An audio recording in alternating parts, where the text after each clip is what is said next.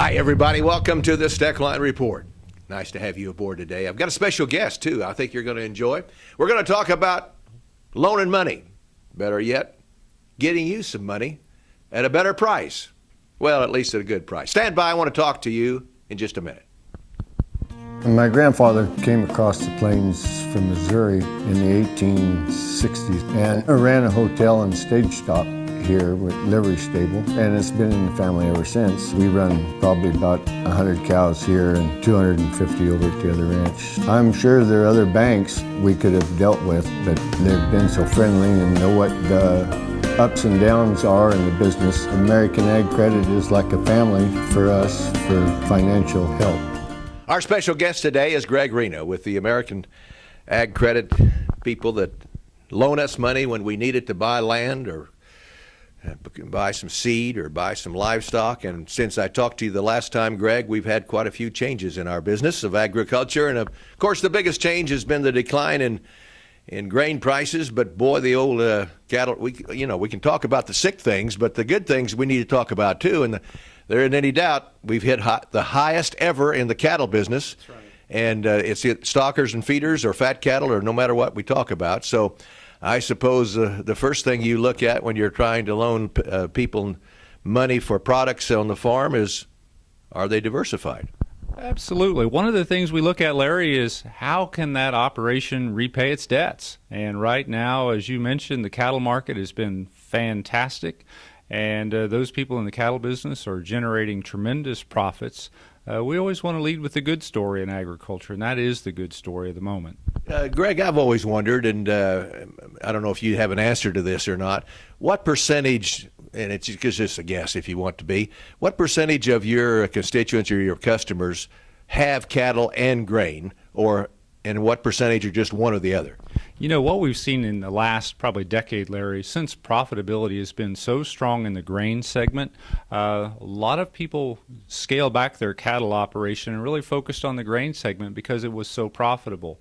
Now that kind of the shoe's on the other foot, we're seeing a lot of people look to expand their cow herd right now. What's land prices doing? Land prices continue to be strong all across the state of Kansas and Oklahoma.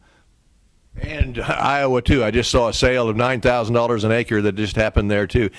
Doesn't this make you scratch your head, though, with the prices that we've got right now? Certainly there's a lot of cash looking for a home right now in the marketplace, Larry, and agriculture has been a great place to invest that cash over the last decade. American Ag Credit, how they doing? You know, we're having an outstanding year, Larry. Asset quality remains very strong. You talked about diversification. We're probably the most diversified farm credit association in the country. So that helps us weather those storms when we have low prices or whether we have commodity issues from production standpoint. You of course, have the state of California involved in your business, too. And, boy, we're hearing a lot about the terrible, terrible drought. What's going on? Have you heard anything lately? Are the farmers out there really struggling? You know, they have some options. They're looking at digging deeper wells, but the drought is negatively impacting a number of their operations. So if they don't get some snowpack this winter to get some irrigation water for next season, it's going to be a very, very difficult situation. What about interest rates? We hear all kinds of things. Every time the Fed gets together, we're nervous about them knocking up the interest rate just a little, and they haven't done it.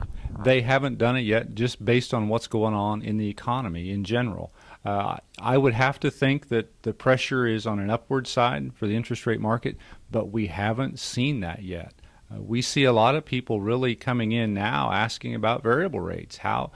Why not take advantage of the cheaper variable rate in the short run? We can always convert that loan to a fixed rate product if they become concerned in the future. If you would have done that 5 years ago, taking a variable rate loan, you would have been money ahead. Well, that's for sure. Give me an idea of what that interest rate would be.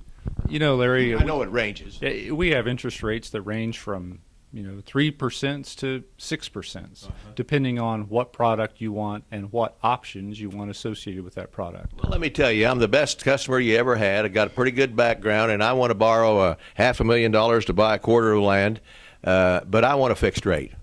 We have a lot of people, Larry, that have the same thing, and our counsel to them is we can offer you that fixed rate, but can you do you want to pay the cost of that rate insurance? What's the difference usually? That difference may be between 1 and 2%.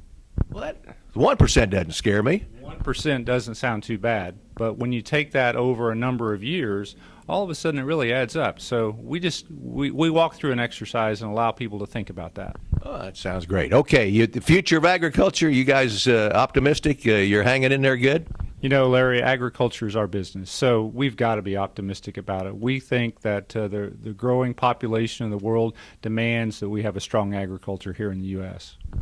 That's Greg Reno, American Ag Credit. I'm Larry Steckline. This is the Steckline Report. See you next time around.